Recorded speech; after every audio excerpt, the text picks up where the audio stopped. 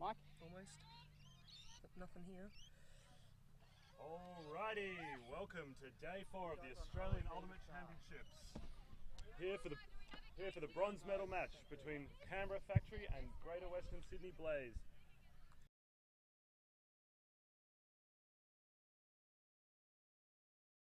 We're coming to you live, coverage brought to you by Ultimate Australia from the beautiful Runaway Bay complex of Gold Coast. I am Stephen Van Boxtel here to join you, and with us we have Anna Haynes. Welcome. Hi guys, thanks for having me back. Very lucky to have you back by overwhelming popular demand after your early stints on the commentary yesterday. Yeah, pretty exciting games there. Yeah, obviously I got pretty jazzed up about that one, so looking forward to hit out here this morning. Yeah, these two teams having met a couple of times earlier this season, and in both cases the Blaze was able to get the upper hand. Sorry, I'm they not met at the Eastern TD. Regions, Blaze going up 13-8, and then again at BCI, Blaze really putting on a show, beating Factory 15-3. So for them, they'll be hoping to stay on that same successful streak, whereas Factory obviously looking to turn it around a little bit. And they do say that it's one of the hardest things in Ultimate to beat the same team twice, let alone do it 3 times. The two teams have flipped, and GWS coming down on defense, Factory to begin the game on offense. Liz Eady picking up the disc, Factory running out of a side stack, isolating Seckhold in the center. She's not able to get open. They'll move it to Air and back to Eady. Eady will be looking to get a lot of the disc throughout this game. One of the key handlers for the Factory team. Air as well, playing a big role with the disc in her hand, immediately shooting deep. And Holly Reeve, that's another name we'll be hearing a lot. Moves it down the line to Sutton, a key part of this offense. To the centre, Monty picking it out of the stack, robbing the defence there. Reeve dodging. The push pass, finds it, wants the long forehand, not on. Takes her time. Finds the cutter with a bit of space. Coot finds the dump, looks down the line, cutter in that space, clearing. It's high stall count, and it's up. Fantastic follow-up there from Davis, pulling down the score. That's the first score of the game. We are 1-0 to GWS. GWS breaking straight out of the gates. They had to work hard for it, having to bobble it in the end zone, but cool heads prevail. Now, as our live commentary comes out to you today, both in this game and the next couple, please get on the live stream, send in your comments. Linda's already getting behind GWS, which is good to see, and they've come out strong. Please send in your comments. We'll do our best to answer, respond, give shout-outs.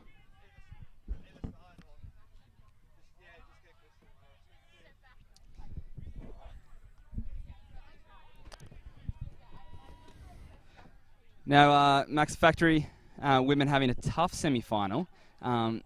You've talked to them earlier. What do you think they're expecting out of this game? Yeah, obviously, for those that saw it, not the result they would have liked. Being held to nothing against Ellipsis. Ellipsis, an incredibly strong team. Factory was saying this morning when I had a chat to them, it's about putting that behind them and focusing on this game ahead. I know last night they were reviewing footage, chatting about different strategies, calling in favours from every player at the tournament to get some advice on what they've seen of GWS. Factory hasn't had a chance to play against them this tournament, so trying to get all the intel they can, and hopefully they're able to figure out a game plan that'll help them get the better of GWS. So we see here, Reeve again set to pull. Sends down the big backhand.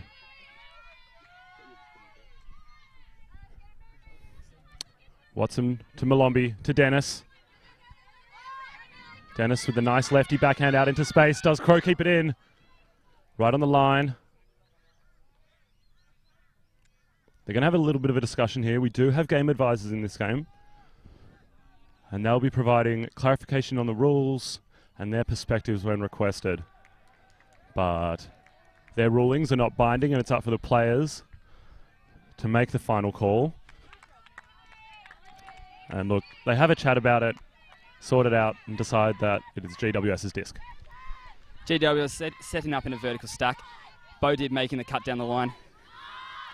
Hanley finds the middle of the stack. Grove looking downfield.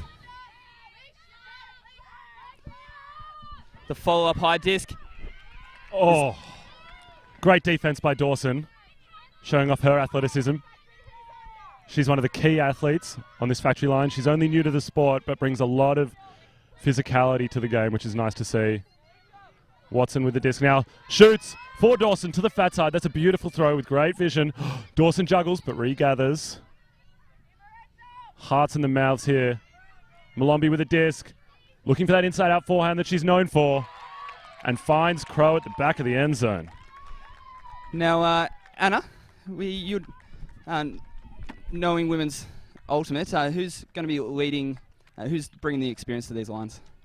Okay, yeah, definitely. I mean, especially judging from like the game so far and the quarter and semi matchups, you're going to look at some awesome combinations here on the GWS team. We've got Reeve and Monty just know where each other are on the pitch. They're backing each other up using the speed. Reeve lost count of how many stats she got yesterday. If she wasn't making the block, she was getting the goal, taking the assist. Absolute asset to that team there. They have a super experienced lineup coming through. Hudson, Bodib, Tam Davis on the line from out of Queensland, and late inclusion to the roster there. It's just phenomenal to see. And let's look at the factory lineup here. Like, we've got players no stranger to this game of ultimate. Kia coming straight back. We haven't seen her for a while, but she will be a force to be reckoned with. Hope Watson, Liz Eadie, like powerful combinations there. This is just some epic matchups we're going to see today. And Mitch Sutton on the line, giving the instructions to that GWS line. He's got some great assets there to throw to, and the rest of the team working around those central players very, very effectively. That's what's got them to this point in their very first national championships, Division 1. I was having a bit of a chat to Mitch earlier before the game about what he had in store, and he said it's all about the mental battle for them. They know they can beat this team. They've done it twice before. It's about getting up to that level again and not getting complacent. Discs to the centre. Finds Sutton. Big backhand. Monty in the contest. Strong in the air. She gets a touch, but it goes down. Emerson does a great job of getting up over the taller Monty. She gives up a couple of inches to Monty, but does well. As Factory move it up the line. Hind with the disc. She's an import from the British Masters team, and she shoots deep on a late stall count. But Emerson can't quite get a hand to it. Maybe misreads it slightly. Emerson doing the pirouette there, losing vision of that disc. In strong position. GWS now. Field is that little bit dewy and just wiping that moisture off. Monty over the top of the space. Chang, strong above her head. Centre field. A lot of room on the break side. It goes around to Monty. Has a look. Too much spice on that one. Yeah, so we got Blaze back on the defense now. You'll watch that you've seen in the previous matchup is just how well they're shutting down those unders and making every throw, as we see right there, a forced pressure throw. Incredible. We'll see that a lot more of that in this game today. Barcham with the disc now. One of the newer players on this team. Edie with that huge forehand down the line, reaching for Hall. Trying to toe it in, but just a little bit out. Not too far in front. It's the experienced Davis to bring that disc back in. Again, wet disc. Set up in a vertical shape, 3 handlers. Down the line. Finds the cutter. Carmen looking downfield. She's got a lot of room. Her mark sitting off her. Again, puts it to the space to Monty. And she has another touch. She's had a couple of looks already and unable to bring them down. Yeah, Monty clearly being one of the main targets for this GWS offense when they look deep. Hind having that matchup. It's going to be a crucial one to follow throughout the game. Edie again with the disc in her hands, piloting this Factory offense. Hugely experienced player. She'll be looking to bring all of that experience to bear in this game. As Emerson breaks the mark with it around backhand, but a little bit too high.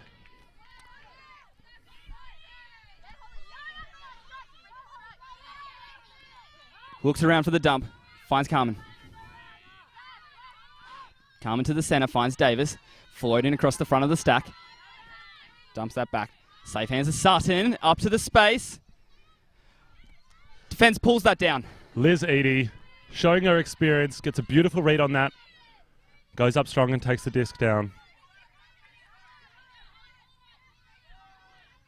Looking upfield. Not a lot developing. Finds Hind underneath. Barcham providing the upline option. She goes upline again. Seckold does it. Eadie shoots that forehand. Emerson fat side. Oh, Chang's use of the body there. Sits in front, doesn't allow Emerson to have a play. She's already been strong in the air a couple of times.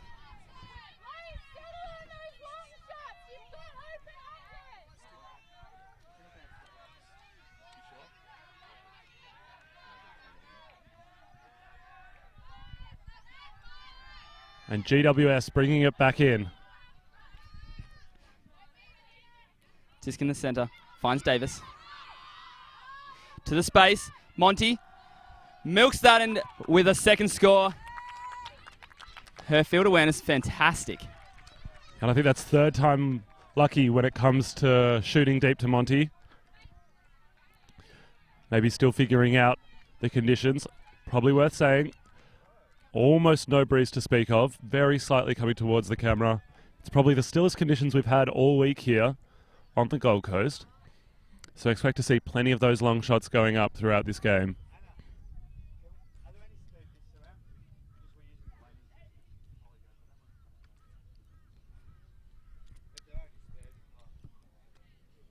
Thanks to Emma Braresford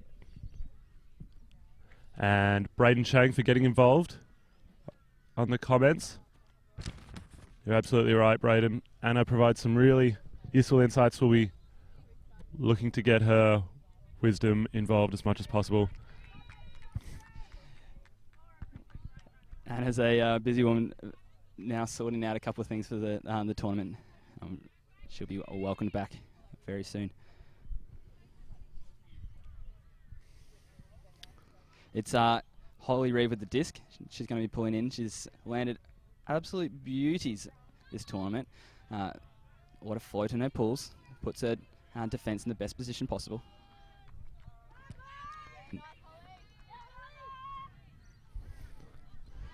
And GWS hustling down onto defence. Still playing person on person. Defence keeping it simple as Watson fires to the end zone with that distinctive forehand technique. She's got a couple of receivers underneath it, but Ringland takes it. Seckold and Foster were there. Yeah, a bit of a raffle to who was going to take it, but Ringland with the score. Yeah, nicely done by Watson. She sees a whole bunch of players running deep, all of them with separation, and says, I'm just going to throw it out in front and let you guys figure it out. And they do just that.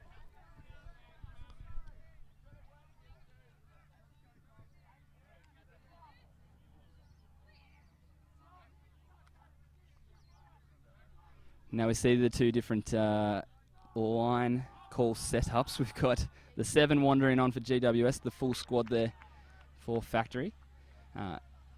Noticed yesterday, even though the score line in the semi-final was blowing out, the squad always was there. I was really impressed with how they just kept on supporting and didn't disengage. Yeah, it was a real mental battle yesterday, and I'm sure they'll be looking to bring that resilience into this game as well. They're a very intellectual team, as we spoke about yesterday. Maybe a little bit less about the fire and the hustle and a little bit more about the strategic side of things. They've obviously got a whole bunch of experience on their team. A few players that I'd probably be pretty safe in calling Frisbee nerds. So I'll be looking to use that intelligence to find success. Disc centered. Hanley looks downfield. She finds Reeve. Safe space. She has a dump. Poached off. Bow deep. Wants down space. Asking for disc space. Finds Mortimer. Classic sleeves rolled up. Mortimer over the top. Disc with too much air. And Dawson gets there and immediately unleashes the backhand. Lorna Barr getting her first touch this game. Centers to Dennis. She has Crow over the top. And Dawson going horizontal. A little bit out of reach. If you've been following the stream the last few days, you would have been well aware there's been quite a strong wind, at minimum a breeze, coming towards the camera on this field 10. Right now it's absolutely still conditions. So that'll be a slightly different technique on these throws for these girls. Disc centered. Finds the break to Reeve, running hard. She wants downfield, but she's covered. Reels around the forehand. But Barr was there. Lorna Barr, one of the Flying Foxes, the bronze medal Australian Women's Masters team from London last year. So a shout out to them. I know a lot of them have been watching on the stream, and they'll be happy to see her doing well here. Hanley unleashes. Malombi does well. Reads it and goes up strong.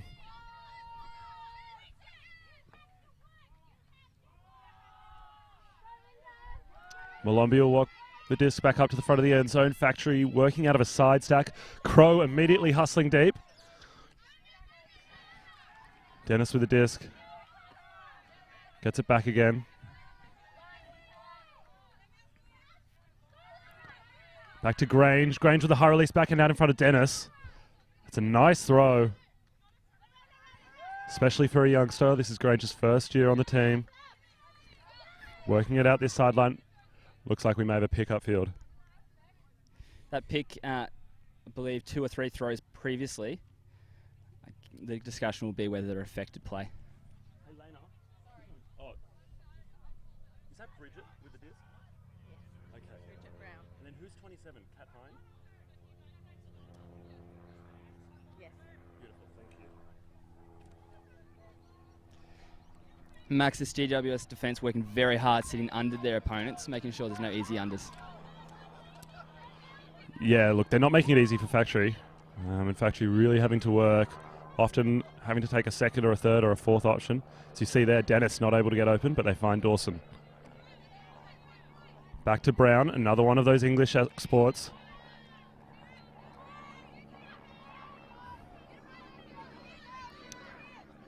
Brown finds Dennis underneath. Stall count rising. Brown goes up line. Dennis finds her. And again, not finding something quickly. Factory having to play very patient. And now they're a few meters out. And Dennis finds Brown. I think it went Brown, Dennis, Brown, Dennis, Brown for the goal there. The two of them working well together. Though the rest of the cutters clearly not finding it easy to provide options upfield. Yeah, Max, the Factory offense struggling to spread the disc around to stay into that area. That's the pressure of the defence. They're working well holding the unders. Factory's not afraid to put it over the top, but just the tightest of the defence on the mark, meaning no shots were allowed.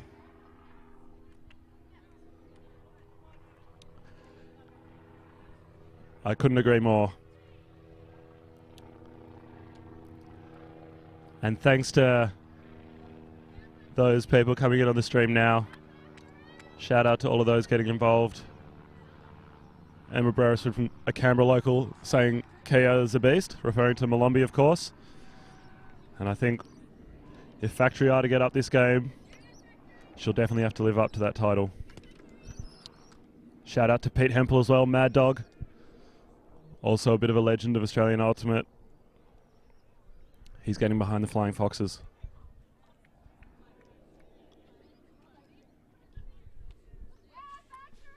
Hey guys, can you sort the score out?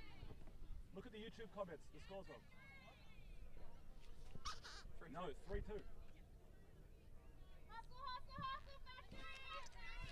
3-2 to Factory. High disc, the pull is in. Davis with the disc. Experienced hands moving the disc on. Errant throw. That's Factory with a short field to work with. Watson with the disc.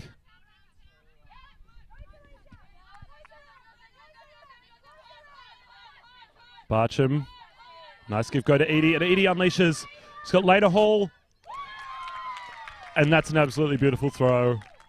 Out in front. On Hall's chest. Exactly where they want it. That's textbook offense. Nice handle movement to open up the space, change the angle of attack, and then hit your receiver in the end zone. Anna Haynes done her organising duty. She's back. Thoughts so far, Anna? I was a little distracted with the technical aspects of the tournament then. We didn't have a game disc. So getting that fixed up quickly for our players, who are super important to this event. Pretty exciting then. I'm seeing a lot of Flying Fox action. And all this does, right now I'm watching a bronze medal match and I am directly taken back to Worlds 2016, where I don't know if anyone knows this, but the Flying Foxes did get a bronze over Japan. I think that's been mentioned once or twice. Excellent. I just want to make sure it's out there. Shout out from the sideline here that the Flying Foxes are awesome, and we're seeing some awesome plays here today. Yeah, no, you're absolutely right. 2 veteran women connecting for that last goal. I'll have to do a bit more of that. But Factory here, out to a quick 4-2 lead. Maybe not what we would have expected.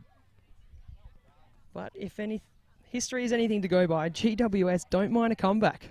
A couple of those coming through this tournament in the early pool play against some big teams, and took it out. Molombi sends down the pool. Davis to Reeve. Here we go. Back to Davis through the centre there. Oh, looking for that long option. Excellent. Oh, Beck Carmen here. Sneaky through the inside there. Some work. Finds Coot. Yeah, that's a beautiful throw to open up the field. When you've got throws that good, it's just such a hard job on defense to shut down the cutters upfield, because you just don't know where the disc is going to go. It could go anywhere, both sides of the field. And I guess what's really different about this game is we don't have any wind that we have had the previous days. It makes it an awful lot hotter out there. It's noticing the heat. It's quite humid out here this morning. Really still conditions. So we're going to see a different game than we have in the previous days for sure.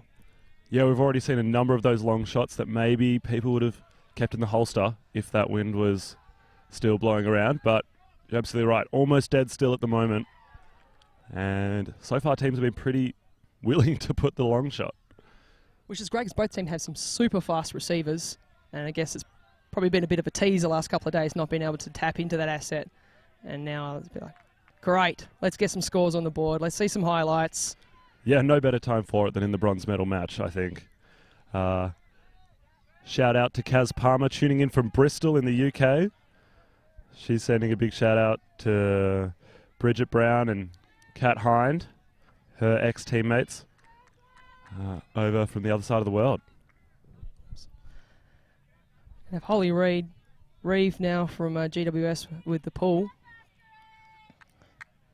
Worked really hard on her pool in the last campaign for under 20s there. And, you know, like I've noticed with the wind these last couple of weeks, this couple of days there, is they've struggled getting the pool past the brick mark. Yeah, but that work clearly paying off. A lovely pull there to get things started for this GWS zone look. Grange, Watson, moving it nicely up this near sideline. Finds Crow. Juggles a couple of times, but regathers. Maybe a couple of metres out from the end zone now. Dennis, Watson going fat side over the top. What a throw! Sharin Ringland. Beautiful vision to hit that far corner, pinpoint. I guess we couldn't use that the last couple of days. The wind would not allow us. Now we're opening up. We can use over the top, get those blades happening, hit that target right on the chest as they're running through.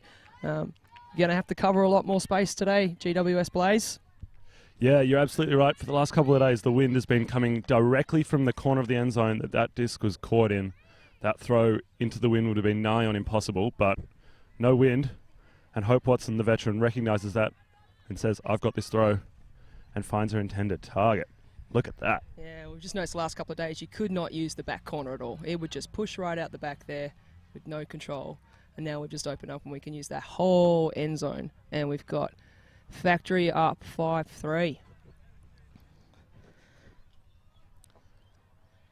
And we saw there GWS players with the first tactical adjustment coming down in a bit of a containment-looking zone. It was pretty loose. They were trying to slow down the Factory offense, though Factory not slowed down an inch. We have seen GWS willing to adapt and experiment with their offensive and defensive structures, which has kept it interesting. So they've been able to test out what their opposition has to offer and find what works for them for each game. Seems like Factory like the idea of putting a zone on, and they respond with one of their own. Tam Davis here controlling the disc across to Sutton. Carmen free on the wing here. Oh, unable to get that one through. Then we've got a block from Factory. And Malombi will walk to the disc. Dennis streaking for the end zone. Malombi shoots. Boosts the forehand. Can Dennis get there? Yes, she... Oh, no, she cannot. That was great pressure there running through from Davis and Sutton to really make sure that that catch was not going to be easy. And again, we saw them tacking that back corner. Wow. Dennis, usually an incredibly safe pair of hands. Just a finger fumble Ruski there. Not able to hold on. Blaze back on the attack now. Davis is our access, just controlling through the centre there, but swing it back and forth against Sutton and Perryman. Great attacking movement. Very experienced handler here. Waterbuck. Oh. Unlucky there, Sutton unable to control that one, and we got Factory back on the attack. Barcham picking up quickly, wanting to get it moving. Take advantage of the confusion as people have to reposition. Edie with the disc. Looking break side. Nice backhand to Seckold. Seckold going to France later this year to play on the Masters Women's Beach team. And Malombi shoots to Dennis. And she doesn't make the same mistake twice. That's a goal. familiar connection right there. A lot of experience looking for each other out there on the pitch. Yeah, and expect to see more of that. Both of them very capable players. Malombi known for her inside-out forehand, and we see it there to the break side. Very difficult to stop, especially when you've got a receiver like Dennis. Absolutely. Gorgeous thrower and a very handy target to hit there for sure.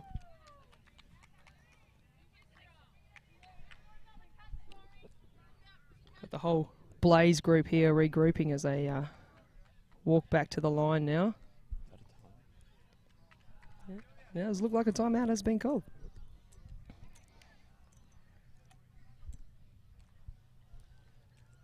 So we saw Blaze come down in a zone for those last couple. Didn't seem like it slowed Factory down. What do you recommend? Do you think stick with that zone, try something else, maybe pull another zone out of the bag, or...? Their man-on-man defense has just been so effective the last couple of games. I know the wind was there to help them out a little bit in control and put a little bit of extra throw pressure on, but they're so fast. They've been really working on shutting down those unders. They need to get the pressure on those handlers from Factory there. Yeah, you're absolutely right. And I guess GWS, quite a young team, you'd expect them to have that energy, that athleticism and that fire that you need for great one-on-one defense. Yeah, and you kind of want to bait these guys into putting up a long throw when you've got Holly Reeve running down the back there who's just been picking off everything out of the air all week. Have a crack at the old help defense. Let's have a go. You're absolutely right. Holly Reeve has just been a monster in the air, and there's others on that team. Monty in particular, not shabby at all when it comes to an aerial contest. Absolutely. Making a bid, getting right up off the ground into the pack, and it's the wind to help for a lot of those pack grab happening scenarios the last couple of days. It's awesome. We've seen bids and backups galore. Kind of wish there was a little breeze for them right now to remind them they shouldn't change that aggressive attack and that bid backup approach. Get out there, go big. It's a bronze medal match. Exactly. Look, if you've got anything left in the tank, now's the time to put it on the field. And I think you're right. They need a bit of a never say die attitude to the disc. When it's in the air, you've just got to not give up. We'll see what they do on offense here. First job is to hold their offense, punch one in, and then start thinking about bringing that extra little bit of energy, that extra little bit of intensity for the defence. Yeah, sure. We've just seen a quick switch there from Blaze, bringing off Coot, super fast receiver, and popping on Tam Davis there. Extra pair of hands for handling. I mean, she's phenomenal on defence. She's going to work hard and generate a block there and then be punishing when she gets that disc in her hands, right? Yeah, and also a bit of veteran experience. Never goes astray in situations like this. I had a chat to another one of the GWS veterans before the game, Beck Carmen. I said, "Are you nervous? Are you worried?" And she said, "No, been here before." Love bronze. Love bronze, exactly. She knows how to do it. She's not phased. But we'll see how the rest of the team is feeling as well. Bo dip through to Hanley. Barnes. Finds Bo Deeb again. Factory going back to the one-on-one defence. Yeah. Unable to connect with Tam just there. Saw that stack drifting out a little deep then. Just timing was slightly off on those undercuts. And Factory able to capitalise on that one. Yeah, it makes the throws pretty difficult. Watson will pick up. Walks it back in. She has Hind in the lane. Doesn't like the look of it. Looking to air. Nice inside backhand to find Deadman. Deadman back to air. Looking round for Emerson. Doesn't want it. Has Watson again. Has Dawson streaking deep with separation. Can Dawson get there? A little bit too far. Can't. Excited for the back corners. Haven't used them for a few days. Let's see what we can make happen. Yeah, giving the back corners a bit of love. They've been neglected. Monty on her toes there, ready for that one to cover that area. Blaze back on the attack. Hanley walking the disc up. Coming out in a horror. Looking like a straight up force there to stop some of these key throws. Hanley does have a phenomenal flick. Probably don't want to let her have that 8 too easily. Bo Deeb finds Reeve. Hits Hanley up the line, and then she's in that power position. There's that throw I'm talking about, that lovely flick out into space. Oh, that was a great chase down there by Dawson from Factory. Great D. Yeah, showed her pace there. When the disc went up, she's probably a step or two behind, but just turned on the jets. Chased the disc down, got in front, pushes it out the sideline. Yeah, and Chang's got some pace on it too. Like, she could have had separation by then. Dawson's on her tail the whole time. That was a great read of the disc there. There's those shots they're trying to get. Hanley on her flick, out into space, hit that deep target. Yeah, you called it. Huge forehand as soon as she saw an opportunity, ready to unleash the bomb. Now Watson. We got a call. Foul called. Simon Wood, the game advisor, right next to the play. He probably had a good look at it, and it looks like they're going to ask him his perspective. It's great having the game advisor here just to clarify some rules, help out with what's going on, not making binding calls, just there to help with education and communication to all of us having a view of this awesome bronze medal match today. Now Watson in the centre. Oh, we got a Watson versus Barnes match up there. 2 Fox. Oh, yes, you did. Great Abby bid. Dawson. It's the second or third time she's gone horizontal this match. And Hind shooting for Halford Smith. Can she get there? Unfortunately not. We've seen this a couple of times from Factory where they've able to get off that break, backhand swing out into the hit, that far side of the pitch. Because we can today. There's options to use that whole park without the wind being so pesky and limiting us. Oh, Davis sees Chang free. Hits Bo Deeb. Looking for the huck. The option's not on. Bat to control, finds Reeve through the centre. Great pass. Amy Barnes.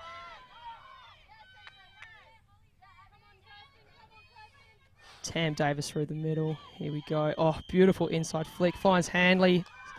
Will she hit Chang this time? It's out in space. She's going to make a bid. That's a great bid there, Chang. Unable to bring that one in. Yeah, it gets horizontal beautifully, and it looks like it bounced out of the hands.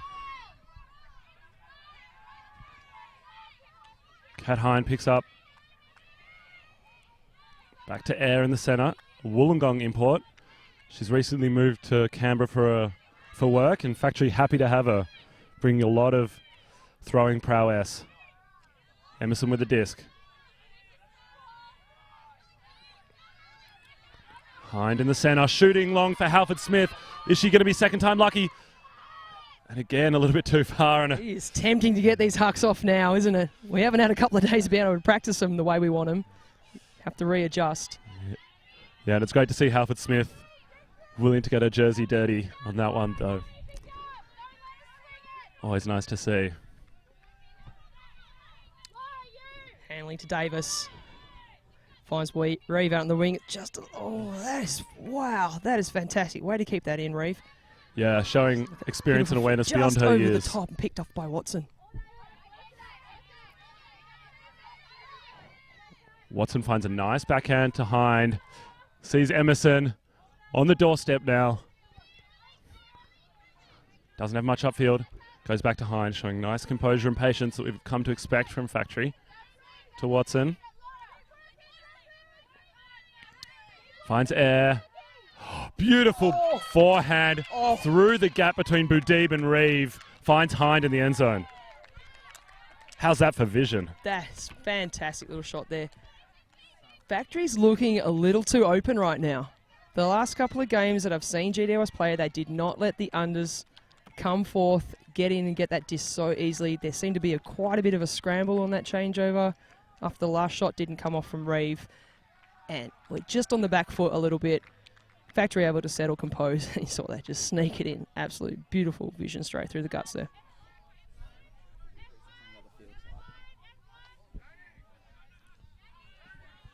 We've got the men's semi-final underway at the moment too. It is currently 3-6 to I-Beam against Mammoth.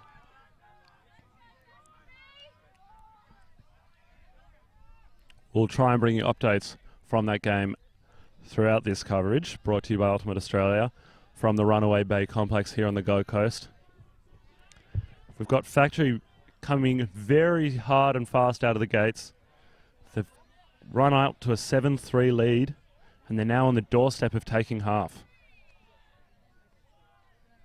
We've got Adelaide Dennis out there set to pull. It looks like Factory may have stacked this line just a little bit, hoping to break. We've got a number of their very experienced players in Dennis, Malombi, Edie, and Seckold, and Hall, all with many years of high-level representative ultimate under their belts. Yeah, absolutely. We've put a very fast line on here for Blaze. A lot of runners hoping to get off a quick play there and see if they will use the back of the end zone on this one.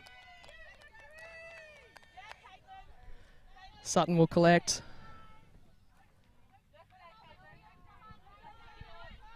Factory back to their zone defense. They've got a couple of zone looks, and this one looks like the forced middle zone. It hasn't seen a lot of use, but when they've brought it out, it's done a good job of containing. Let's see if they can contain the GWS movement. Carmen moving through the centre there with Mortimer. We've hit Graham on the wing. Just keep working that disc nicely there. Keep that Factory cup moving. The gaps will come. Two great poppers through the middle there.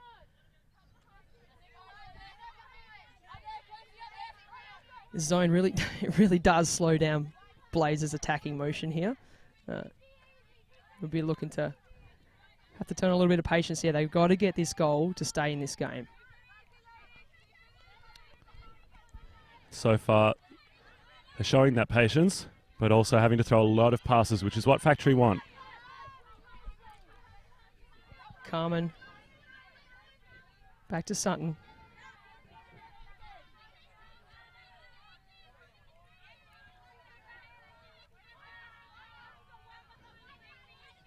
That is nice, Perryman. Just getting that cup moving right on their attacking end zone right now. We need these handlers to be super patient. Probably glad I'm not out there with the disc right now. I would have already had a shot for the back corner for sure. Too tempting. There is an open receiver in the back corner. Yeah, that's where I'd be looking. Oh. Here we go. Unlucky there. Perryman unable to bring that one in. They showed such great patience that whole point, and unfortunately just a brief mental lapse. Great discipline from the Factory zone there, though. Really had everything contained perfectly. Yeah, I think GWS threw maybe 10, 15, maybe even 20 passes within 10 metres of the end zone, but not able to find a way Malombi through. with the shot. Has Lena Hall Hall underneath it. streaking deep. Great grab. Back to Edie. Quick 1-2. And Factory take half. Wow. That discipline zone right to death's knock on the end zone. Block. Clinical response. Bang. Goal. Half. Thanks for coming. Yeah, and what a contrast in styles. We saw the zone offense by Blaze throwing 30, 40, 50 passes, not making a lot of ground, having to work really slowly. And then Factory get the disc, 3 passes, they down the other end, and Edie is finding Hall in the end zone. Clearly they were rewarded by bringing across some of those veterans. Hall, Edie, and Malombi connecting for that goal. Factory will be absolutely stoked with that one. And obviously just taking, prime shot there, the zone transition. GWS trying to find a player. Oh, there she is, catching it. Yeah. Deep. Moving too fast for them to react, really. Big shout out to everyone getting involved on the live stream comments. A whole bunch of the Canberra crew, whose names I recognise, Laura, Hillary, Emma getting involved, Shane as well. Please do share this stream on your social media outlets, whatever that is for you, Twitter, Facebook, YouTube. Share it around, get involved in the conversation.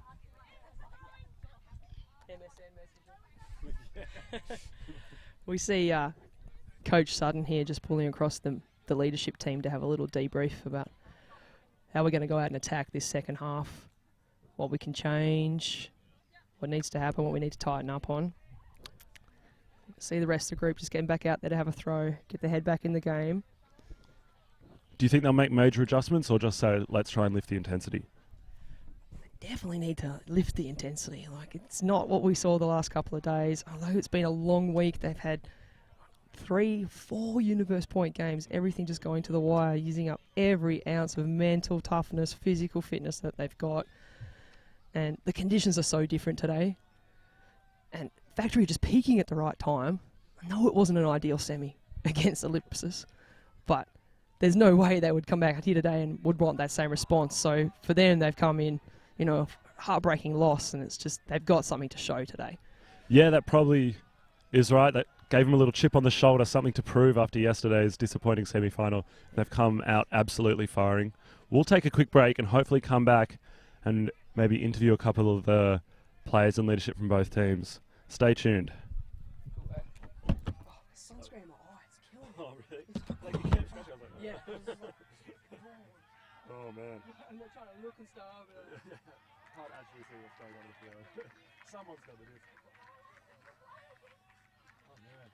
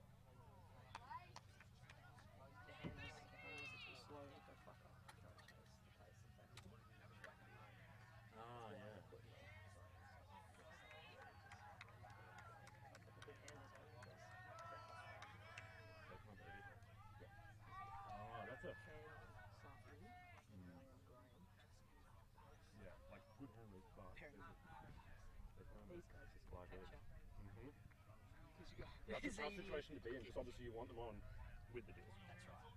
But like, as soon as they turn, you almost want them to all call injury. Kind of just like you want Holly just to be up and down. Well, yeah, I reckon. Yeah, good. Holly.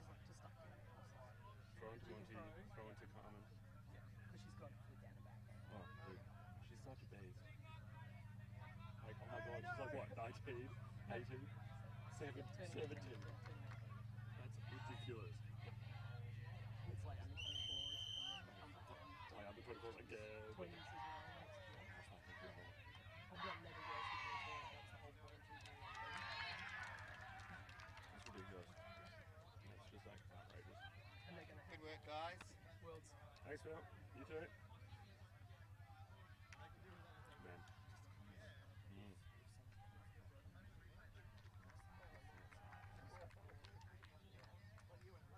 Yeah.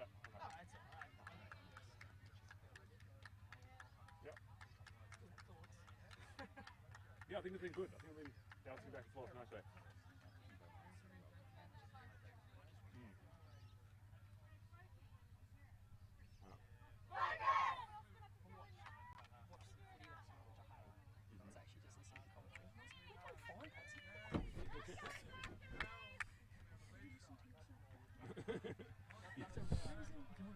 It was so funny.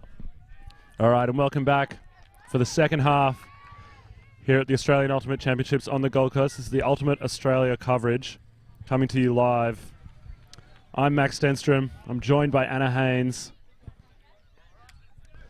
And we'll be keeping you company for this second half.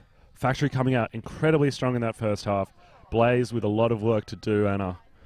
This is the last half of Ultimate for these girls at the 2017 Championships. They can kick back and relax after this one, but it's all here. What have we got left? Look at that. We've still got 50 minutes to play.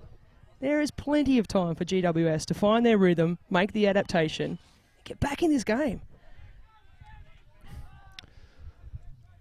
Thanks to Hussey coming in from the YouTube live stream. Good to hear that commentary's up to the bronze level standard. Factory Is starting the this. pull up to a Claire Hussey standard here? 15-second pull at Worlds last year. Remote control. The entire team was down against the US while we waited for that disc to land. It was incredible. Oh man. I guess Malombi's got a little bit of work till she's quite there. She's new. She's new. She'll catch up. Oh, out to the wing chase it down. She is fast, Coot. That is a great chase down. Nice patience now. GWS just got to keep possession under that pressure. Hanley pulls it in. See that stack getting a little static. Just pushed out too wide for Davis to grab at that time. But it looks like it might have been a foul call. Hanley not happy with the amount of contact that she was receiving from Watson. Looks like it may go back. They are chatting about it though. Foul, no contest. Another great discussion. Super clean. Have the discussion, get on with the game. I'm loving this. This is great. Hanley, she wants Reeve. Oh, Coot busting long. Davison sees Monty on the far side for the swing there. Monty hits Boudib up the line. Oh, Monty's free. Free all day. Swing to the centre, Hanley. This is what GWS came here for. Back in control on this offense now. We need the discipline near the end zone to finish this one off. Hammer over the top to Coot. Unable to pull it in. Just as we were speaking about discipline, Coot having to work really hard to get a hammer thrown by Hanley. We saw Monty get a little bit more involved at that point, and it paid dividends, able to make serious meters up that far sideline. Look to see her really step up. Do you think Monty will sub the rest of the game? Do you think she'll run this one out? I think if GWS want a chance to be there at the business end, she's going to have to stop subbing as much. Reeve as well will have to start playing a lot of points. And a few other key players will have to really pick up their workload. Yeah, Hanley reaching for Monty in the end zone. Malombi was involved. And now there's going to be a foul call on the catch.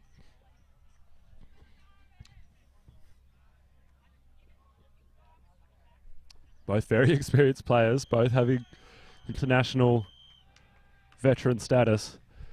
So we get another look at that one. Foster went up early. And then Monty with Malombi coming from behind. Looked like there was a bit of contact there, but they're having a chat about. I do think Malombi got to the disc, but it didn't stop the contact. And the rule is, making contact is no excuse for it. But they're in the contest. I don't know. Yeah. Monty has felt the contact, has the right to make the call. Does not have the benefit of an action replay. No, it's we can slow that down a million times, and it's a little bit different for us than the heat of the moment. Yeah, and we can see it from all the angles. Obviously, very easy when you're sitting in the commentary booth. Much harder when you're out there blood pumping. Yep. The game advisors getting involved, providing their perspective and clarification on the rules as well.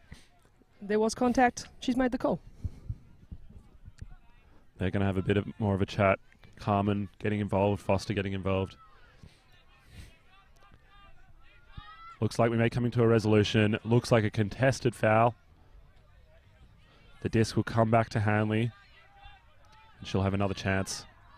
Hanley's forehand been huge throughout this game. Absolutely. And what do we notice is picking up now? Got a bit of a breeze. Is this going to change things?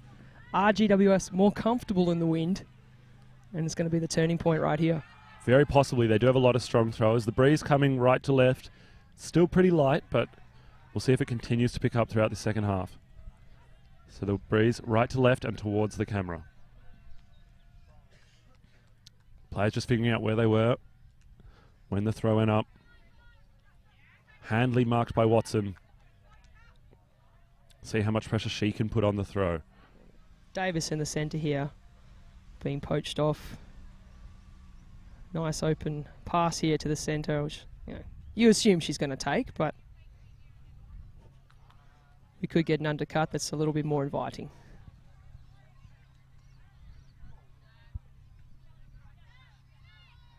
She sent it to Davis. Hits Boudib on the wing. Pick called. The big biceps coming out to show us what's happening. And I'll bring it back in pretty quickly, get play restarted.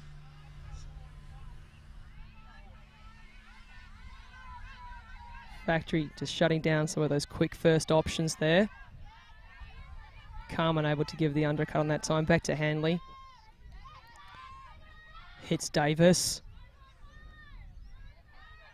Getting a little jammed on this left side of the pitch now. The wind's just going to make him second guess that back corner option. Finds Carmen. She's It's a really messy end intent to zone. throw a goal in one pass. Great coverage here by Factory though. There's a lot of pressure on the cuts and the disc right now. Davis back in control. Oh. Finds fellow Foxy teammate there, Carmen. Nice patience by Blaze. That is the goal they definitely needed. Yeah, really good 8-4. composure on the end zone line there. Had to dump it and swing it a number of times. Not getting rushed, not getting flustered, doing really well. To wait for the open player to get there, provide a nice, easy option, and they take it. It's 8-4. And yeah, Monty's on. Monty, Reeve, didn't even glance at the sideline after that point. Expect to see them spend a lot of time on the field. Get her a personal water runner because she won't be getting off for any breaks for the rest of this game. Coot staying as well. They'll want her pace on defense to shut down some of those quick Factory cutters. Factory as well. Factory will be going into a slight breeze on this one. Let's see what GWS do. Will this just be the little mental support they want to be able to shut down those unders again and get back in their rhythm? We've got a fast line on. Reeves going to put up a nice big pull. Do you think they'll come down in match, one-on-one, or they go back to that zone that they tried earlier? I really do think they should be going on the man. Got some matchups there. They've got the athleticism. Absolutely. There's no better way to get fired up than running hard. Will they experiment with some help defense? Holly Reeve hang at the back there, see what she can pick off. Beautiful Great pull. Putting Edie just outside her end zone. Quick give go, gets them a couple of meters. Monty has that key matchup on Edie. See if she can slow her down, restrict those dumps.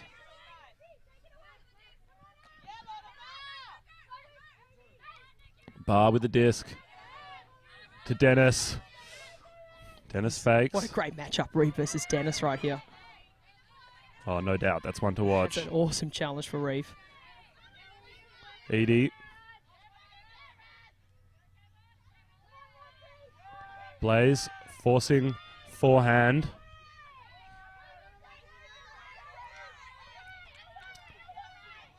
Reeve had to really working against Dennis right there. She's a bit on the chase. Pops that up. Oh, Seckold Coot in underneath. the mix. Ellie Seckold. Brings it down. That's a great chase from Coot there. Yeah, that's a great matchup. Both speedsters in their own right. Ellie got the experience, able to maybe get a slightly better read on it and tear it down out of the sky in the back corner of the end zone. Yeah. So many throws, finding their targets. Shows you how tight this game is. It's a game of inches. As Seckold. That's a great contest there. She's closer than it looked from here. Like, this is her first nationals, Coot. I think she's maybe played a little bit of league. And she's already mixing it. Oh, that pace is incredible. With Australian representatives. That's not bad. Yeah. One to watch for the future, absolutely. You just watch that Reeve versus Dennis matchup there. Reeve was getting a lesson on how we cut. She's sticking with her. It was reactive, but wow, he just 7 or 8 cuts there and just took her both sides of the park, in, back. Oh, that was incredible. Yeah, obviously, Dennis, incredible player, a reserve on the Australian Croc squad that's heading to Poland later this year. And she's a reserve, mate. How is that team looking? Exactly. They often say the quality of a team is shown most by those who don't make it. And I think you see that demonstrated right there. Few hearts broken. I'm glad to not be a selector in that process. Wow. Yeah, and if you do want to catch the Crocs playing, get a chance to watch them. They're playing 2 test matches in Australia against Japan on May the 19th and 21st in Sydney and Melbourne respectively. If you want to get your hands on a ticket and go see it live, I would recommend it. Get on over to the Ultimate Australia website for all the details. It's nothing we've seen before. We haven't had a test match series before. It has been approved internationally. This is a thing that is happening that you do not want to miss. The first ever. Get around it. Oh. Yeah, and it's a great opportunity to see 2 really contrasting styles of Ultimate played at the highest level. But Reeve, this is what deep. we want. This is what we want. Oh! Devastating, heartbreaking. They did all the hard work. Beautiful movement up the side. Aggressive combo of Monty and Reeve there, looking for Chang deep. We needed to pull that one in. We see Chang go up, gets a full hand on it, and unfortunately... She was looking at the line too. I think you'll find she landed there on the line. That was a close one, and she couldn't 100% concentrate on bringing that disc down. As we said, it's too big from Reeve. A game of inches when you're thrown to the back corner. It's not easy. Straight up force here by the Blaze right on the back force there to stop some of these quick plays, force them to the middle. It's a real moving mark there. Oh, here we go. Clean that one up. That is Blaze back on the attack. Yeah, the throw from Grange, a little bit wide of its mark. Hits Chang on the under. Back to Davis in the centre, steady. Back out to Monty. And that's a goal. That's a goal. Monty delivers. We said she'd have to if Blaze want to get back in this game, and she has. 8-5. Close that gap. Blaze getting a couple out of half. Very nicely done. It's 9-5? Yeah, we're going to correct that. It's 9-5.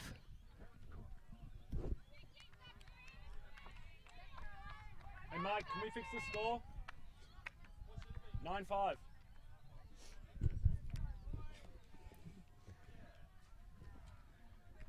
Great control by Davis there.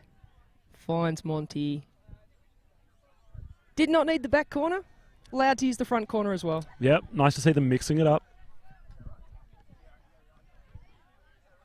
See all of Factory on the field. kneeling down in front of their team. We've just got Sutton out there for Blaze, giving some pearls of wisdom to his troops. Less than 40 minutes left for their last game of the national season for both teams. Medals on the line here. The colour is bronze that they're playing for. And you can tell they both really want this. Reeve, Monty still out there on the field. No surprises. Coot as well, both having played 3 in a row now. Carmen joining them to provide a bit more of that veteran experience. We need some experienced throwers. We need some really fast legs. We got to find an answer to Factory's aggressive approach. And look at that pull. Huge outside in, blading backhand from Reeve, mixing up her pull style. Edie to Malombi in the centre. Malombi reaching immediately, boosting it to Dennis. Dennis, Monty matchup. That's a great one to watch. Dennis goes up strong. She's got about 5 metres to go to the end zone. Looking back, looking up, finds Deadman with a nice high release backhand to the break side. That was pretty. That was pretty. Absolutely. Beautiful offense. I had a receiver like Dennis. Yeah, it makes your job pretty easy as a thrower. Wow. When you've got a receiver of that caliber streaking deep, able to get plenty of separation. You see the speed of Monty too, like Makes up a lot of ground. A lot of ground. So we see it again. Malombi fires it. Dennis there, She's Monty in front hot of pursuit. them all and bang, in they go. That's great. Makes it look easy. And she's a reserve. Hard to believe. Awesome. Dennis, Look at cheeky that. little Great throw. finish. Deadman using her agility and quickness. A couple steps to the open side and jink back to the break. 10-5.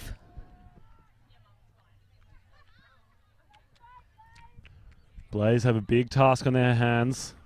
Oh, look, that's a really experienced line here for GWS. We got Mortimer, Davis, Monty, Barnes, Reeve, Sutton, Bo Deep. This is their crunch line by the look of it. These are the players they look to when they need to get the job done. Let's see if they can deliver. All have represented their country. Mortimer will be the last to join the ranks of that when she will play beach this year. That's amazing. What a lineup. Let's go. If you think they've got it, let us know on the YouTube comments. Can GWS Blaze punch this one in and find a way back into this game? Monty elevates. Gets up. Oh, yes. Sees Barnes. That is a great shot. Oh. Wow, and Monty is fired up. You saw the fist pump after that one. GWS Blaze stoked about that. Monty gets the first grab, having to elevate and go one-handed, and then launches a forehand across the width of the field to the far side. So we see it again. Boom. That's a great throw, and hits her receiver on the chest, It's like she's always been a handler. but in the body of a cutter. Incredible. Now, I played with Monty in her first season, 2014. She was not allowed to throw. And look at this, just a couple of years later, launching laser beams onto the chests of receivers in the end zone in Nationals bronze medal matches. Just come off a Firetails campaign. That was a massive campaign for every one of those players. And look at what we've created here through that program. Shout out to John Horan, changing things up. Boom. Someone who was not allowed to throw is now just hitting receivers on the chest. Like, that's incredible. 35 metres crossfield, forehand with a bit of a breeze. That's incredible. As you see, Blaze, I think they've changed one player on this line. This line has rewarded them, and they're going back to that same well. Factory, on the other hand, still mixing it up. Though we see Dennis out there providing that leadership as the team needs it. Reeve with the pull. We're running that super fast combo streamline with Coot. Bring it up for Blaze. Look, chase down that disc. Edie and Brown will work it around at the back this point.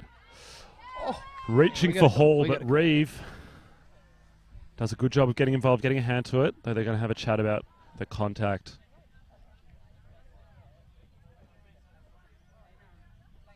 And they'll discuss. It's great to see them having the discussion. and listening to each other go through this process now. Oh, no doubt. This is what Spirit of the Game is all about. Respectful discussion, figuring out what happened. Regardless, I think Factory will be maybe disappointed with that decision. It was a hotly contested Lena Hall. And Brown will probably be hoping to hit cutters with a little more space than that as the disc will come back. You look at the replay, and Lena's definitely in front. Holly's gone for the... Reeva's gone for the bid there. But, you know, the rules are biased towards the offence. They do have the right of way. So that's a fair call to make. And Personal opinion. And Brown will get the disc back. Coming in on 4. Game advisors making that nice and clear for everyone. Edie getting open. Oh. She has Brown. Finds Halford Smith looking deep. The throw doesn't come. Edie always being that outlet when the pressure gets high. Look. So reliable. Dennis on the far side now. Looks for that big backhand. Here's this matchup again, hey? Look at that. Reeve and Dennis. That's fireworks. Brown, the near sideline. Back to Edie, going to ground, keeping it alive though. Dennis, I don't think she's stopped moving. Now hustling towards the end zone. Edie shoots that forehand. Outside in. Dennis reads it better and gets up, gets a full hand on it. Her favoured left hand. But Great not able bid to... by Reeve there. Oh. Right in the mix. And Blaze going to get another crack at it. Get the disc back.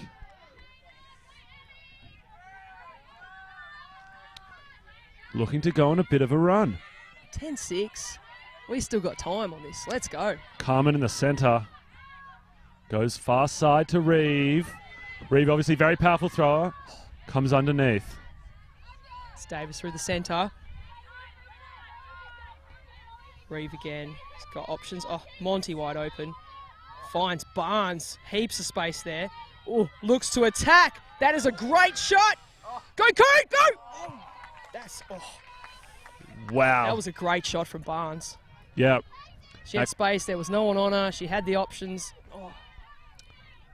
That crossfield shot has been so effective all week. We've seen lots of teams using it. And Barnes looking for it again. Coot not the tallest of receivers, and maybe Barnes just put it a tad too high. Coot not able to get a fingertip on it. Yeah, it's maybe just that little misread of the disc of, you know, when do I stop, when I turn and run after it there. Relying on her speed, but maybe just the decision was a little off. And that'll come. First Nationals, right? Look at her go. Yeah. Her first Nationals, and she's being called on a crunch line in a bronze medal match at 10-6 down. No pressure. No pressure. What a champ. That's great. Second with the disc. Oh, tough shot to Dennis. Dennis goes sideways and gets a hand on it. She's got the disc. Dennis is like, I'll take Monty. Good switch there. That's a beautiful shot from Reeve to Carmen. That's the goal they need right now. Way to get it back. Oh, that was pretty. Great composure from Reeve. Yeah, and Reeve to come, and that's two of their big-time players connecting when their team needed it. They'll have to find a bit more of that chemistry. The under-20 superstar. The Masters superstar there. This is awesome. This is what I love about National. It's like every division covered, every development level covered, and these connections like, oh, this is incredible. Makes me so excited. We're really lucky to be watching this matchup right now. GWS have pulled it back to 10-7, making a real game of it now. They're clearly on a mission. There we go. We have the personal runner for the water out there because they're not allowed to come off. Reeve and Monty have now been shackled to the line. Haven't been off since half. The question will be, can they run it out? Do they have the legs to play through to the end of this game? Yes. You've got confidence. Yes.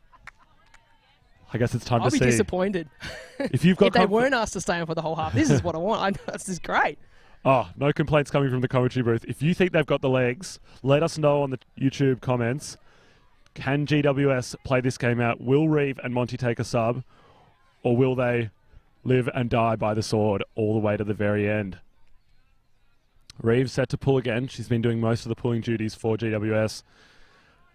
She said that's her only job on the team. I don't believe it for a second. I was like, oh, okay. What about the 87 blocks a game? Reeve, hand in the air. And Malombi likewise. And that may be the first brick of the game. Very close to the sideline if it wasn't. And it was. Malombi, Called it. the single hand raised in the air, indicating a brick. Ooh. And We Factory. really want to give the disc to Malombi in the centre of the pitch at a brick mark. Not if you're GWS. Not if you're GWS. Factory working out of a side stack, looking like they've got Hind in the lane with Bartram immediately going deep in Here we acres go. of space. Here Can we go. Malombi get the throw off? Monty knows what she's looking for. Watson has Ringland. Watson shooting. Can Ringland get there? Just edging out. Disc doesn't quite stay in. And Factory will play some defense. GWS going to have to take it almost the full length of the field.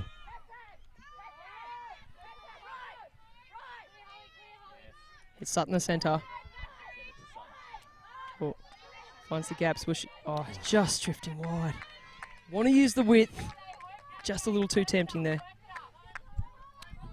Yeah, GWS operating out of a vertical stack all through this game, keeping it nice and simple structurally, focusing on execution. Foster with the disc. About 12 metres out. Nice around backhand. Watson does a great job to keep it alive. Looks like a foul call and a play on because it completed. Watson going to Emerson. Can she get it? Yes, she can! No mistake that time. Way to hug the line. Laura Emerson with a beautiful one-handed snag, towing it in, showing experience beyond her years at her first nationals. Delivering a beautiful goal to Factory on the near sideline to stop the GWS run. Standard Watson, cheeky little high release there. Flat and fast still. Hit that target and hug the line. That's great. Predictions coming in on the line. Hussey saying it'll be within 2 points. Linda saying they've got legs for days. They'll have to prove that. Shout out to Linda there, ex-under-20 2014 player. Set the alarm to make sure she did not miss this game. And Nikki Smith saying GWS on Universe. That would be amazing. I would love to see that. Why not?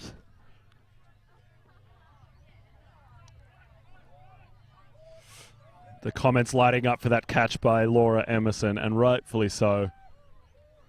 Emerson happy with it as well as she comes off, celebrating with her teammates. 11-7. 25 minutes or so left of regular play.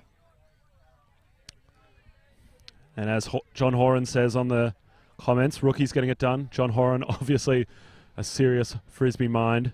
Bit of an ultimate Frisbee nerd, many would say. Loves the raw talent. He loves the potential. And he sees it. He knows it when he sees it, and he sees it in Emerson. Emerson obviously got plenty of pedigree. Both of her brothers playing for Fishwick United at different times. And Tom Emerson playing for the Blue Bottles in London as well. And the pull goes out the sideline, and it's another brick. We've seen many brick pulls, and we've had two now in this one game. Hanley will take the disc back to the centre. Shout out to Mike Lawler on the stream as well. Thanks for the comments. Tuning in from the US, loving the international attention. Hey, Mike. Davis keeps it alive. Oh, Factory with the zone. Oh, finds Monty through the centre. Back to Barnes. Loves cutting through as a popper there. Davis, control.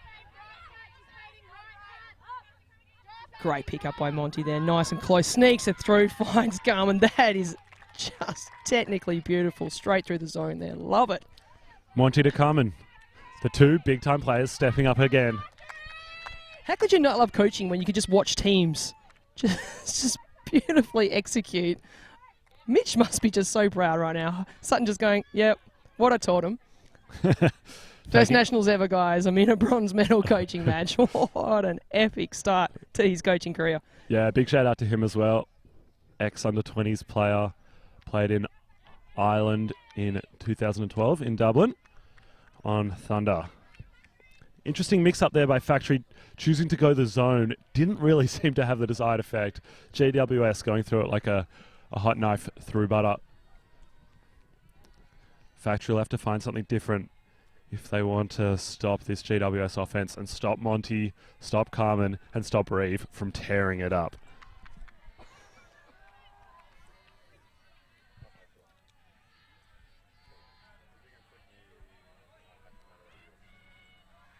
All right. Blaze on defense.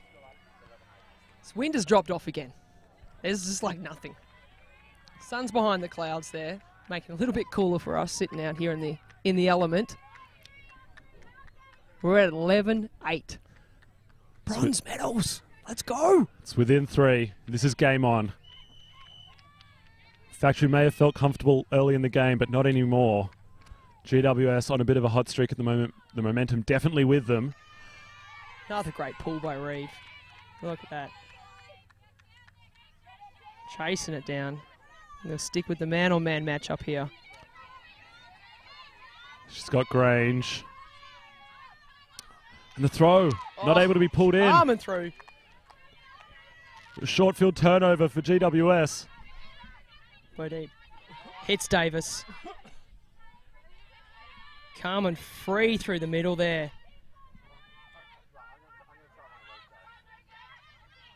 Discipline near the end zone again. Finds Reeve. That is awesome. That is the response. Blaze ready to put down there. That is fantastic there. Great block by Carmen. Steady composure. Finds Reeve there in the end. And we are going to just get a quick update on the men's semi. We've got 11-8 to I-beam.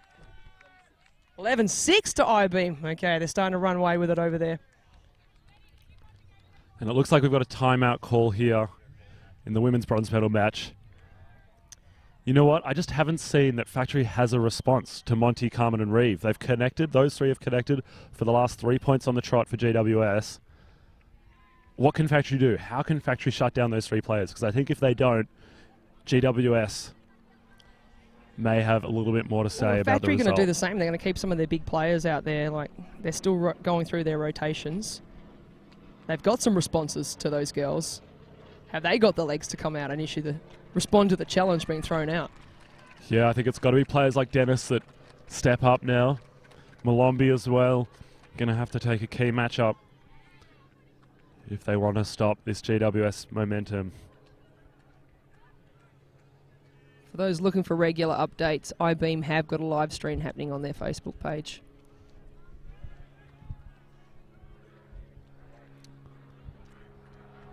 For the other men's semi-final. Oh, no, sorry.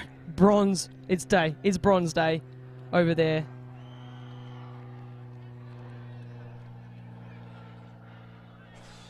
We just took a little sneaky peek during this timeout, turned over, look at the other field, and saw I-beam just take another ridiculous grab in the end zone over there.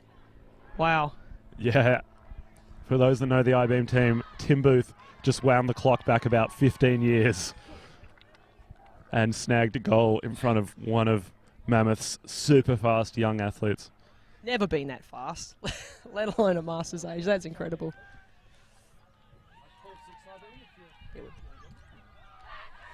Yeah, what will Factory do here? Like, Blaze just put a couple on the board there. That's a well-timed timeout to have a little chat before, losing sight of what's happening there. Yeah, I think as you said, some of the big names got to start really stepping up, playing a lot of points, and shutting down a couple of those key matchups on the GWS team will be utterly crucial. I've got to find a response to Reeve, Monty, and Carmen. I think that's the power trio that are leading GWS right now. Supported nicely by Davis and Barnes there. We've got Chang and Hanley on now. It's a pretty quick line. We're looking for another quick turn for sure. Factory, the usual suspects out on the field. Watson, Edie, Dawson, Hall, Barcham, and Dennis, and Halford Smith. Is Dennis going to issue another cutting lesson on this point? I imagine she This will. is how you create separation. Cutting up a storm. Expect to see Reeve on her again. That's been a real treat throughout this game. I'm disappointed if I don't see that matchup now. It's a fun one to watch. Dawson also likely to look deep. She's not short on pace herself. Great athlete. And very willing to go horizontal, which is super exciting from my perspective. Great pull again, deep into that. Oh, just outside the end zone. Edie and Watson teaming up now in the handler space. That's a combo to watch and immediately shooting for Dawson. Monty having that matchup, but Called Dawson reads it well, goes up strong. Looking for Watson. No, can't find Edie. Bit of a floaty one into the end zone, and Dennis! Adelaide Dennis elevates beautifully. It was a high pressure throw there. Like, a great chase by Dawson to bring it in. And Blaze were able to match up then. High stall count, put it up. Dennis cleans it up. Yeah, and Dennis taking advantage of the fact that she had Barnes on at that point and maybe had a slight height and aerial advantage, using it to great effect. Of course, you've got to give Blaze credit for their defense. Once Dawson reeled that one in, she struggled to get the dumps out. Both Watson and Edie locked down in that dump space. Yeah, that was great coverage.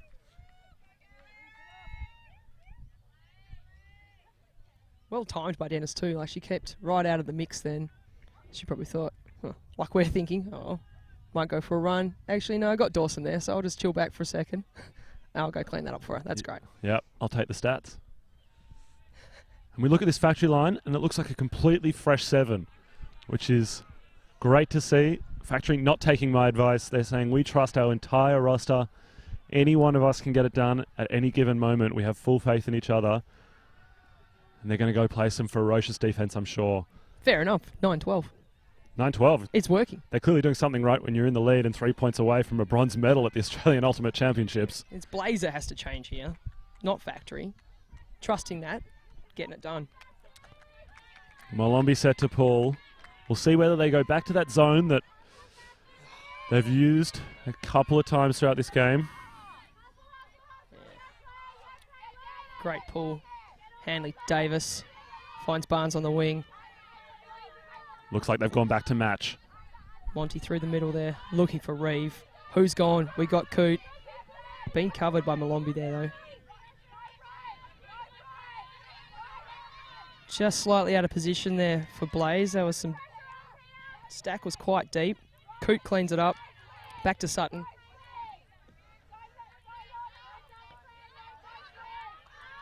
Finds Monty on the open under. Sees Barnes deep. Just pushed a little too deep on that one. Yeah, Monty cutting up a storm, generating Has it big been meters called? under and shooting long. It's a bit of a chat there. Yeah. Unclear what exactly the issue was. It's a pick call, Retracted. and the turnover will stand. So Factory will get it, but they'll have to take it the full length of the field.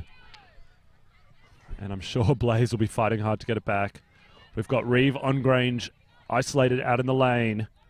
Let's see how Grange goes. We got a bit of help defense definitely happening there. Tam's just really watching the back of the stack. Can drive them under. And Factory repositions their stack in the center now. Monty with a straight up force trying to stop that reel. Molombi goes to Brown, who goes straight back to Molombi. Looking for Grange, but it was too far out in front. And GWS will get it about 12 metres out. Davis will control, picking up the disc. Barnes coming in, unable to get open. Finds Handley through the centre. Pick called.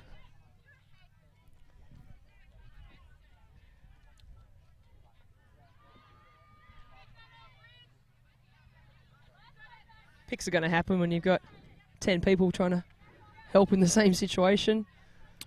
Yeah, it can be difficult in these incredibly intense moments to stay calm and recognise when you just need to stand still in the stack.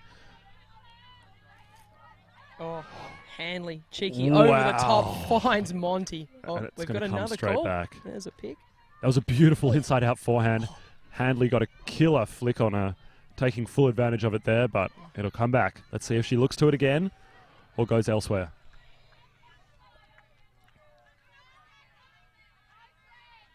To Davis. Find Sutton. Oh. Foster going to Gets her ground through. but can't quite get there. Davis. Coot! What a grab! That was awesome.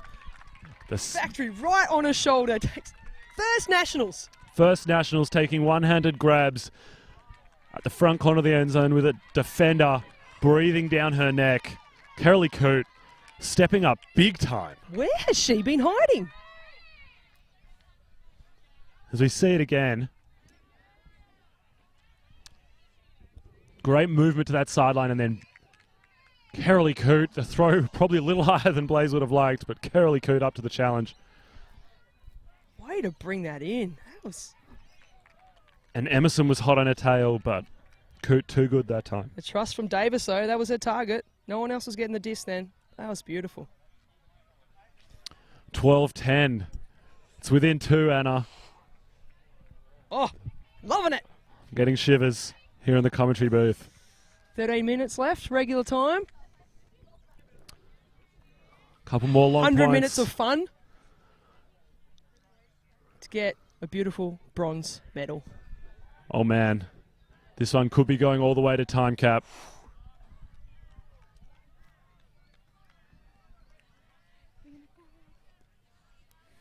Hussey saying on the stream that this GWS team has some guts.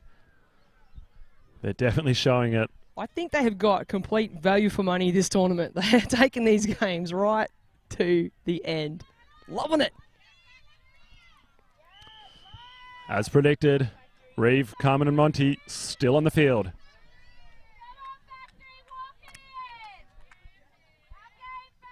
We got some shout outs here for Holly Reid coming in from the live stream feed. Agreed, John Horman. We'd all like a whole team of Hannah Monties. Oh, Another massive pull. And Edie will be underneath it. Factory. Nice vertical stack. And we've got a call immediately. Maybe a bit of contact between Molombi and Monty as Molombi started to move up line. It'll come back. I've got Edie in front of the disc.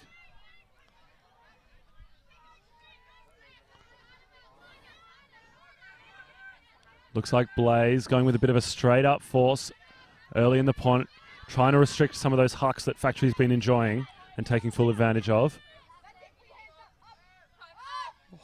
Finds Edie up line with a nice throw. Again, Molombi moving it well now. Looking fat side. Molombi reaches with that forehand. She's got Dawson underneath it. Can Dawson read it well? oh, Barnes! Barnes. Dawson's been a monster in the air all game, but Barnes stepping up right now. Jumped at the right time, able to collect on the way down. Oh, it's never over. It's never over. The throw looked pretty from here. Barnes said, I'll have a crack at that. Out of the hand. I thought that was going to be easy. Oh, that was awesome. Reeve immediately looking at the end zone, and the throw does not come. Carmen back on now, controlling through the middle there. Finds Monty. Handley. Back to Monty. Oh, straight out to Barnes. Safe hands. Look. That's... Oh. Dennis reads the play like a book, takes advantage of the slightly errant throw. Upline to Watson, who does a good job of keeping it in. She's got Dawson isolated in the end zone and goes backhand. It's going to float. Can Dawson read it and keep it in? Yes, she can. Oh. That's a crucial goal for Factory. Way to get it back, Factory. Establish control. Get those quick passes up the line there. Dawson cleans it up. Barnes unable to get the D the next time around. You're going to get one chance of that. Yeah, as a few people have been saying in the comments, the momentum had been shifting towards Blaze, but Factory do a good job of steadying the ship. Watson finding Dawson. Dawson's been a massive target throughout this game. And Factory demonstrating their trust in their team. Earlier in that point, Dawson having a bit of an error and Barnes getting the best of her in the air. But they go back to her and she delivers. Day 4 of Nationals. There's still pace out there. This is incredible. It's a long campaign these days, plenty of warm-up tournaments. And what's on the line today? Bronze medal. Watch them go. And now Factory are within 2. We've got a timeout called. A last opportunity to rest the legs. Maybe tweak a few little things here and there before they make the final push to get that medal. I think from Factory's end, it's just got to be more of the same and lift the intensity. You know, leave it all out on the field. Nothing to hold back now. You've got potentially just a couple of points left of the season. Leave it all on the field. Blaze, on the other hand, what do you say? Is there anything you can say to Blaze? Well, they're having a crack. They're changing things up. You know, there's potential for the game to really slip away earlier on. Factory had established complete control in that first half. They've made some changes. Like, I know they're relying on some key players to stay on and get that line to be completely comfortable and changing some fresh legs there. Sometimes that's just got to be done. Having said that, as they walk towards the line, who else but Reeve and Monty? That fluoro yellow cap of Monty, we've been seeing a lot of it, and the black cap of Reeve. Those two will have to connect a little bit more. They've been delivering in the last few points. Expect them to step up as well. Carmen also out there. It's a good line on the offense. Got some real pace there, some great throwers. But who do they have to go up against? Look at this line from Factory. Wow. Great mix of experience and youth. Emerson in her first Nationals campaign. Dawson in her first Nationals campaign. And then on the other end of the spectrum, Liz Eady and Hope Watson. No idea what number Nationals campaign they're up to. Second. I don't. Yeah, probably. Yeah, second. I think. Don't have enough fingers and toes to count that high. But it looks like the pull will be coming from Watson. GWS have their hands in the air, ready to go.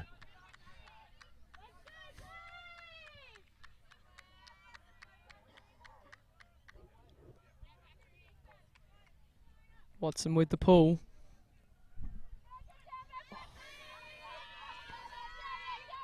A great chase down there from Factory to apply pressure. Davis to Sutton. Hits Barnes. Oh. Carmen on the under. Finds Monty through the centre.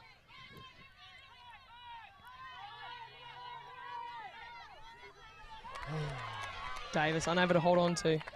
That may be a crucial error in the scheme of things. Davis, who's been so reliable all tournament for Blaze. Losing We haven't the seen a disc. layout block for a while. She might be getting ready for that one. Yeah, saving it. This will be the time to pull it out if she's got one. Edie finds Dennis. Reeve on her. And just knocks it straight out of her hands. It's a little reminder to Dennis that she's still there. Yep. Yep, I am that close. Comes back in. Immediately finds Watson. This will be huge if they can get it in. Edie in the centre. Emerson working hard to provide an option. Edie takes it. Going back a few metres but maintaining possession, which is crucial at this point in the game. Watson going to Edie. Those two stepping up a lot. Seckhold and Dennis streaking deep. Coot! Carolee Coote delivers again. Gee! That was epic. When GWS have needed it most, Carolee Coote has stepped up. Should we keep her on for the rest of the game? Almost certainly, yes. She's having an absolute barnstormer of a game. Yeah, that's what we think, yeah. Let's get Coot out there for the Dulio. Yeah, got some serious pace on her. Word on the street. Carmen. Yeah, she's faster than Monty apparently, so. Oh. Reeve. Oh, Coot again. Safe hands. That's immense pressure there. Every catch is so To contested. Davis. Emerson working really hard on the mark. Coming up the line. Smart play. They're coming. They've played together before. They know what's going on. That way to keep that corner clear. Great discipline by the Blaze, and they get the reward. 13-11. Bet Carmen's saying we're not dead yet. We've got more left in the tag.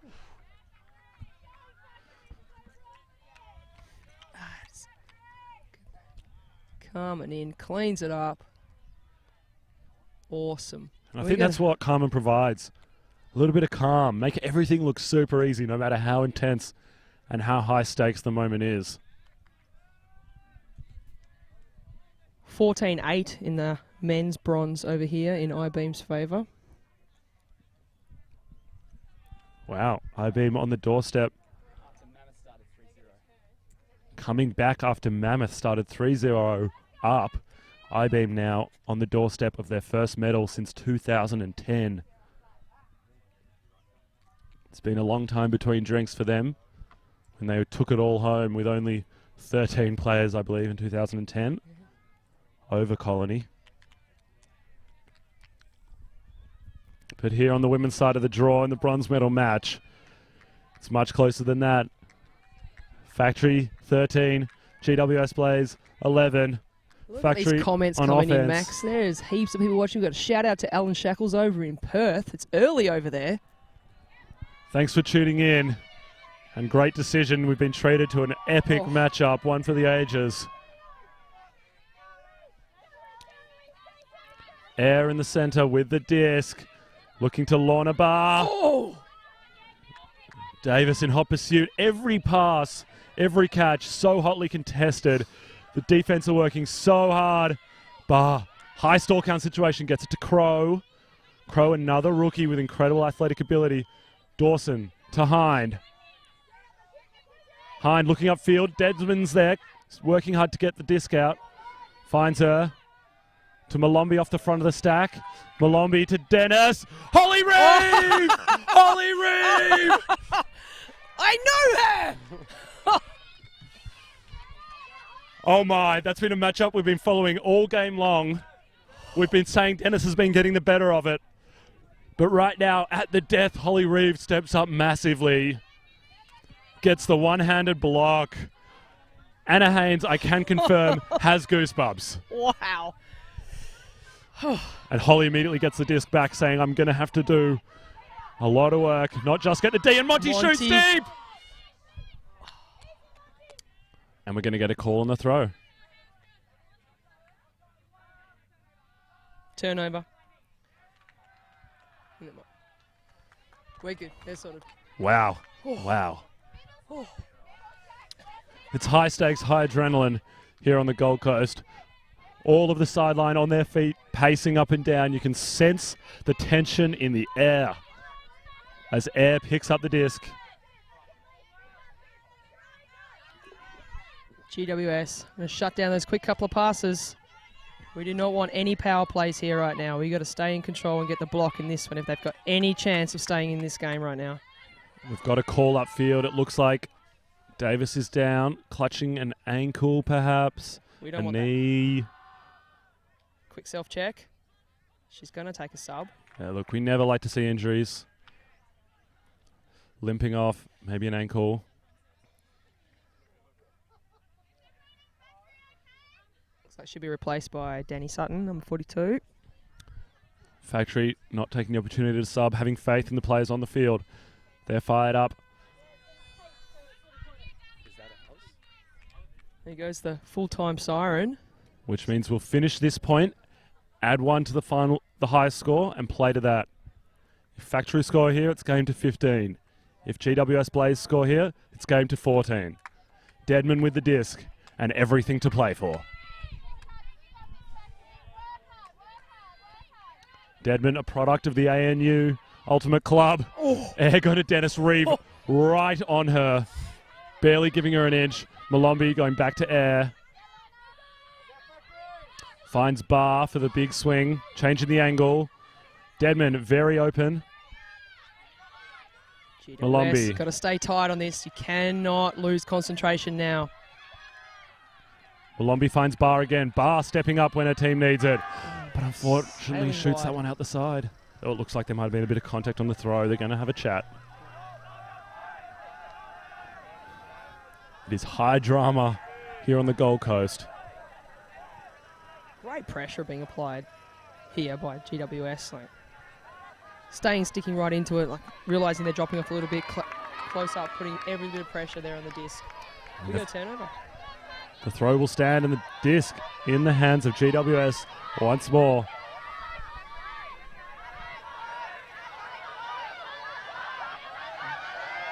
Ooh. Great defense by Factory, not letting out a single pass. Malombi runs to the disc, looking to move it quickly, and Reeve! Again, how does she do it? Every time when a team needs the disc back, she gets the disc for them. Yes! Dennis being forced to work incredibly hard, marking her.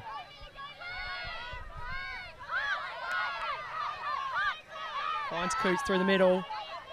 It's Sutton. Where is the next option? Monty to steady. Oh. Who's there? Who's there? Too far. We've had two crucial throwaways from Monty in the last couple of moments. We'll see if they're decisive or if Holly Reeve could produce brilliance again when her team needs it. Davis Malombi. here just retaping on the sideline, just checking the ankle. Clearly she thinks I'd there'll be say more to she's- play. Get me back Oh, out wow. there. Whoa. End zone line block. Handley just sticks out the right palm in front of air. Yeah. Bit of a miscue from Malombi perhaps. Wow. GWS have got it on the doorstep. Exactly where they want it. Factory going to have to really fire up on defense. Great game here. Plenty of highlights. It is not over. Sutton with the disc. Finds Monty. Quick, clinical capitalisation of that error there. Wow. And that was to bring it within one. 13-12. Game to 14. Game to 14. Factory on offense. They'll start this point with the disc and they've just got to put it in the end zone. How about that Holly Reeve? Wow. Wow, indeed. Expect her to stay on for this point. She's been getting the crucial Ds all game and they'll need another one right now. Tam's back out there. That's incredible. Injured off last point. Comes off, restraps the ankle. Gets back on the field. She I knows. think that's what the injury was. The tape slipped. She wanted to do a better job. I got this. Back out there, guys. Let's go. So who do we have for GWS out there, Anna? Who are they relying on? Monty. Reeve. No surprises. Carmen's on. Barnes is on. Davis is on. Coot. We've seen a few highlights from that kid. And Melbo Deeb. That's Oh, a man. stellar lineup. That's a line and a half. I know we say it every time we look out. Both these teams, you're like, oh, that's a stellar lineup. Oh, well, actually, no, that's a stellar lineup. There's a reason they're in the bronze medal match at the National Championships. This is Nationals 2017 on the Gold Coast. Best of the best. Bronze medal match right here, right now. At the other end of the field for Factory, who are they relying on offense? They've got Hall, Dawson, who's been so huge in the air, Brown, Edie, the veteran, Seckold, Dennis, who hasn't taken a sub in a little while, and Watson. Send your predictions through on the YouTube stream. Send in your support for your team. Let us know what you're thinking right now. How's this one going to play out? Value for money right here, down to the wire. Peter Hempel saying the Factory handlers need to move forward, generate from behind the disc. We'll see whether they take his advice. Obviously, knows a thing or two about Frizzer. Shout out to Pete Hempel, amazing coach of the bronze winning Flying Foxes 2016. Oh, He man. knows what it's about on the sideline. Edie goes to Hall on the break side. We've got aggressive moving marks here from GWS. There is going to be no easy pass for Factory right now. Edie to Watson. Watson bobbles but holds on. Monty on her. Edie working hard to get open. Brown can't get open in the dump space. Cross the field forehand. Hall's there to clean up. The veteran. Looking for Watson. Looking for Brown. Brown can't get open. Barnes Hall shutting has to down look that upfield. dump. Look Shows the up. forehand. Oh! Carmen on Seckold. Great work from Barnes there, shutting down the easy dump. Yeah, great Carmen team ready defense. to clean up there.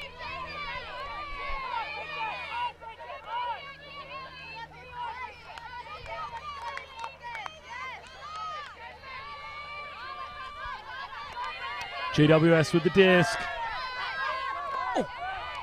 Deep through to Barnes.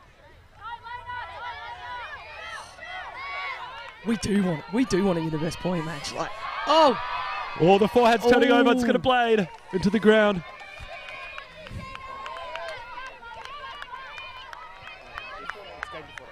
game to 14. That's 3 forehands from Monty that have gone to turf in the last 3 minutes. Watson with the disc. Goes wide to Seckold. Dennis looking under. Comments coming through on the stream that Factory, been so successful in the first half with the long game, have gone small ball in the second half. Should they look back to the deep shots? Edie with the disc. She'll be one that could take it, as could Watson. Both very strong throwers. Instead goes to Brown underneath for easy meters. Back to Edie. Looking to play calm. Seckold! Sticks out the left hand. A beautiful grab as the disc went a little behind her. Edie holds on to Hall. Factory going to the well of experience in these crucial moments. A lot of passes here. Great pressure from Blaze. There's nothing upfield. Edie, small space, dump. Oh, Shooting forehand! she finds it. To Dawson. Who's Reeves there? involved! Who's there? Reeves it! Oh! Dawson lays out, but it's not enough. Holly Reeve waiting for that one, ready to go. That was a great contest. Felt like a frustration huck to me. Factory working really hard to move the disc. And in the end, having to take a shot that maybe wasn't the best option. Reeve had position. As we see it again, Dawson doing a great job to catch up and get involved. But Reeve coming off her player, poaching off Dennis, and getting She's the block. read that well. I think that's 4 or 5 blocks from Holly Reeve in the last 2 or 3 points. She is an utter machine. She does okay, doesn't she? Yeah. Exceptional. They're just bringing out the best of each other here. Both these teams, though, these great matchups.